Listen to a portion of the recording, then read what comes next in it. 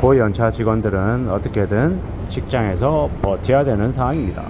지금은 인력 시장도 되게 얼어붙어 있어서 어떻게든 버티고 견뎌서 지금의 이 어려운 시기를 좀 잘 지나가게 만들어야 되는 거죠. 그래야 가족들을 책임질 수 있기 때문입니다. 뭐 저처럼 나이가 이제 40대 후반인 사람들, 회사에서 언제든지 내몰려도 하나도 이상하지 않을 나이가 됐죠. 그러다 보니까 저도 이제 직장인의 신분, 그리고 이제 앞으로 뭘 하며 살아야 될지에 대한 고민, 이런 것들이 많을 수밖에 없습니다. 최근에는 회사들이 이제 고연차 직원들이 희망퇴직을 안 하니까 위로금 금액을 3억이다 4억이다 이렇게 올리는 것 같더라고요. 위로금을 3억 4억이라도 받을 수 있는 이들은 되게 복 받은 거다라고 생각합니다.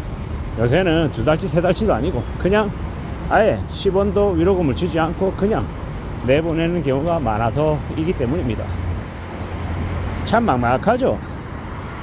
그렇게 나가야 되는 처지에 내몰리면 사람들은 이제 현타가 온다 그러죠. 멘탈이 무너진다고 얘기하고 되게 서러워하고 되게 불안해하고 되게 공포스러워합니다. 앞으로 뭘 하며 살아야 되나라는 걱정이 많이 된다라는 겁니다. 근데 잘 생각해 볼 필요가 있습니다.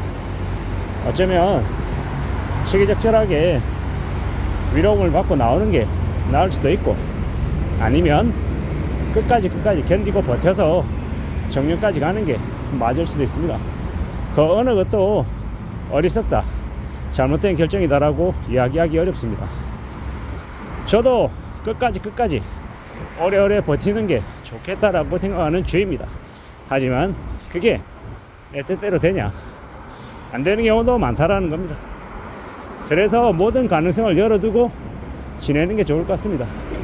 가능성을 열어두고 이럴 때도 저럴 때도 내가 살아갈 방도를, 살아갈 대책을 강구해 두고 있어야, 그래야 삶이 좀 지켜지지 않겠냐라는 겁니다.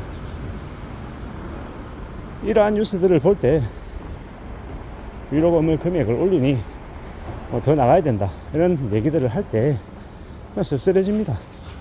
사는 게 쉽지 않구나, 만만하지 않구나라는 걸 느끼고, 또 앞으로 우리들은 어떻게 살아가야 되는 걸까라는 걱정이 또 많이 됩니다.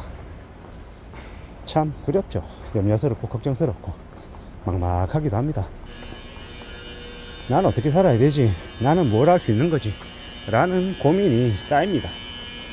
근데 비단 그런 고민이 저만 하는 게 아니라 누구나 다 하는 고민이더라는 겁니다.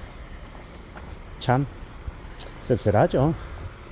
대한민국이라고 하는 곳에 살아가는 사람들은 유독 다른 사람들하고 비교하기도 하고, 내 벌이가 어느 정도이고, 남들은 무슨 차를 타고, 남들은 어떤 아파트에 살고, 어느 지역에 살고, 우리 집 아이의 성적은 어떻고, 이런 걸 엄청 따지기를 좋아하는 사람들이고, 지금 버는 돈이 넉넉해도 다음 달에, 내년에, 내후년에 이걸 유지할 수 있을지 없을지 모르기 때문에 항상 불안해하는 게 한국 사람들의 특징인 것 같습니다.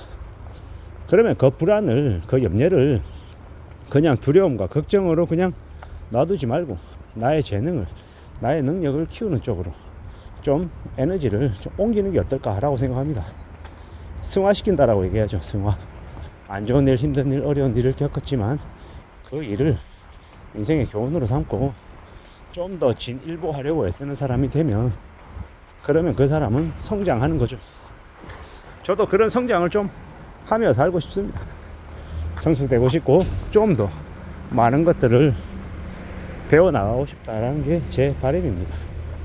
사는 게 참 쉽지 않고 참 만만치 않고 참 고민스러운 일들이 많아서 더 그렇게 생각하는 것 같습니다.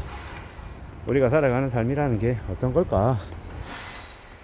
남들이 보는 나, 내가 내 스스로 생각하는 나, 내가 바라는 모습의 나, 이러한 것들이 다 다를 수 있다는 것. 그리고 우리는 언제든 힘들고 어려운 처지에 놓일 수 있다는 것. 그리고 그 어려운 상황에 놓였을 때 어떻게 대응하냐가 진짜 나의 능력일 수도 있고 나의 마음가짐 태도일 수도 있다는 것. 그걸 이제 잘 생각하며 살려 합니다. 가만히 있어도 돈이 들어오는 사람도 분명히 있을 거고, 아무리 발버둥 치고 애쓰고 노력해도 벌어들인 돈이 되게 적어서 더 땀 흘리면서 더 몸을 써야 되는 사람도 있을 겁니다.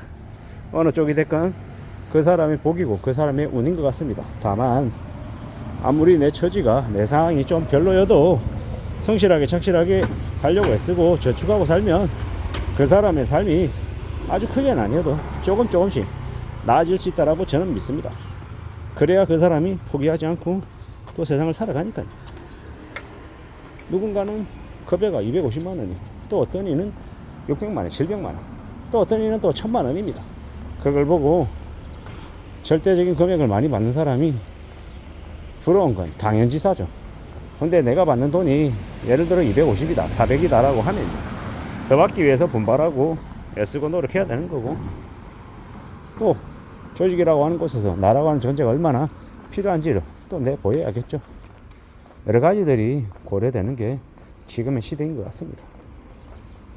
고연차 직원들을 내보내기 위해서 위로금을 몇 억씩 준다라는 건 고연차 직원들이 쉽사리 나가지 않으려고 하는 현상하고도 아마 연결이 되어 있는 것 같습니다.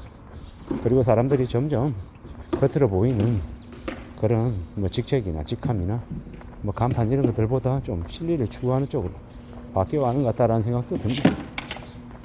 우리는 겉으로 보이는 것보다 실제 실속이 좀 더 중요해지는 걸 알아가고 있습니다. 그렇게 세상이 변하고 있다는 거죠. 우리는 언제든 어느 때든 생각보다 내가 처한 현실이 안 좋아질 수 있다는 걸 잊지 않고 지내야 되겠습니다. 그리고 마음 단단히 먹고 어떻게든 성실하게 살아가겠다라고 다짐하고 지내야 될 것 같습니다. 그래야 삶이 괜찮아지지 않겠나라고 스스로에게 생각하는 중입니다. 위로금을 3억 4억 주겠다라고 한 회사에 다닌다. 그것만으로도 스스로 회사를 그만두고 다른 결정을 할 수 있는 그런 이제 유인이 될 것 같다라고 생각합니다. 동기부여가 될 것 같다라고 생각한다는 거죠. 그렇지도 못하고 그냥 내몰리는 사람들에 비해서는 한결 상황이 나은 거다. 그리고 또 다른 한편에서는 언제 어느 때 직장인들은 그만둬야 될지 모르기 때문에 직장이 아닌 나의 이름으로 내 이름을 걸고 일할 수 있는 그런 것들도 만들어 놓을 필요가 있다 라고 생각합니다. 그러니 천천히 차근차근 움직이면서 대비하고 대응하고 살펴보면 좋겠다라고 생각합니다. 누가 뭐라 해도 지금의 시국이 결코 쉽지 않음을 명심하며 지내야 될 것 같습니다. 이상입니다.